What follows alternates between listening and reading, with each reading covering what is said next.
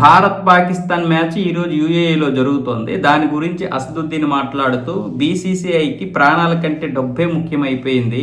2,000 కోట్లు 3,000 కోట్లు సంపాదిస్తుంది, అందుకే ఇలాంటి దగులుబాజీ పనులు చేస్తుంది. మరి అక్కడ పహల్గామ్లో జరిగినటువంటి చనిపోయినటువంటి వారికి గౌరవం ఎక్కడ ఉంది? పాకిస్తాన్తో మనం ఎలా ఆడుతాం? నీరు రక్తం ఒక దగ్గర ప్రవహించదని చెప్పినప్పుడు మరి ఇప్పుడు మ్యాచ్ ఎలా ఆడుతుందో బీజేపీ చెప్పాలంటూ డిమాండ్ చేశారు. ఇదే అసదుద్దీన్ ఓవైసీ పాత బస్తీలో విపరీతంగా రోహింగ్యాలను పెంచుకుంటూ అక్కడ ఉగ్రవాదుల్ని అక్కడ ఉంచుకుంటూ ఇష్టం వచ్చినట్లుగా ఎక్కడ పడితే అక్కడ దాడులు చేయిస్తూ ప్రాణాలు తీస్తున్నాడు.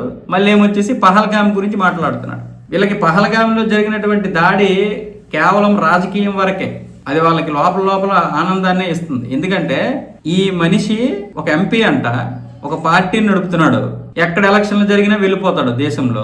మళ్ళీ ఏమొచ్చేసి పోలీసులు 15 నిమిషాలు కళ్ళు మూసుకుంటే ఈ దేశంలో హిందువులు అనే వాళ్ళు లేకుండా చేస్తాను అంటాడు. మళ్ళీ ఏమొచ్చేసి ఇప్పుడు శ్రీరంగ నీతులు చెప్తున్నాడు.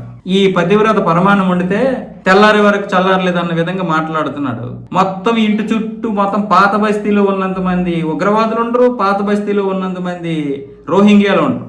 ఈ రోహింగ్యాలకి ఇప్పుడు ముఖ్య కేంద్రం హైదరాబాద్ అయింది. హైదరాబాద్లో ఈ పాత బస్తీ, ఇక్కడి నుంచి మొత్తం కథ నడుపుతూ దేశంలో ఎక్కడికి వెళ్ళాలి, ఎలా ఉండాలి, ఏ ఏ ప్రాంతాల్లో ఖాళీలు ఉన్నాయి, ఎక్కడెక్కడ బ్రతుకు తెరువుకి ప్లేసులు ఉన్నాయి, ఇలాంటివన్నీ ప్లాన్ చేసుకొని ఇక్కడ నుంచి కథ నడిపిస్తూ రోహింగ్యాలను డౌన్లోడ్ చేసుకుంటూ ఇక్కడ దేశం మీద మొత్తం వదిలేస్తుంటాడు. అది మరి ఏంటో, మరి అది దేశభక్తి ఏమో. ఇలాంటి ఎంపీలు ఉన్నారు మన దేశంలో. సుప్రీంకోర్టు ఏమొచ్చేసి ప్రతిదీ కరెక్టే చెప్తుంది అంటాడు. సుప్రీంకోర్టు అంటే వీళ్ళకి అనుకూలంగా. మరి అదే సుప్రీంకోర్టు ఈరోజు క్రికెట్ ఆడొచ్చు, క్రికెట్కును రాజకీయంకి సంబంధం లేదు, కక్ష పగలు ఇవన్నీ వేరు, క్రీడారంగం క్రీడారంగమే, అది స్పోర్టివ్గా తీసుకోవాలని చెప్పింది అదే సుప్రీంకోర్టు. ఈరోజు మరి నువ్వెందుకు వ్యతిరేకిస్తున్నావు సుప్రీంకోర్టు తీర్పుని?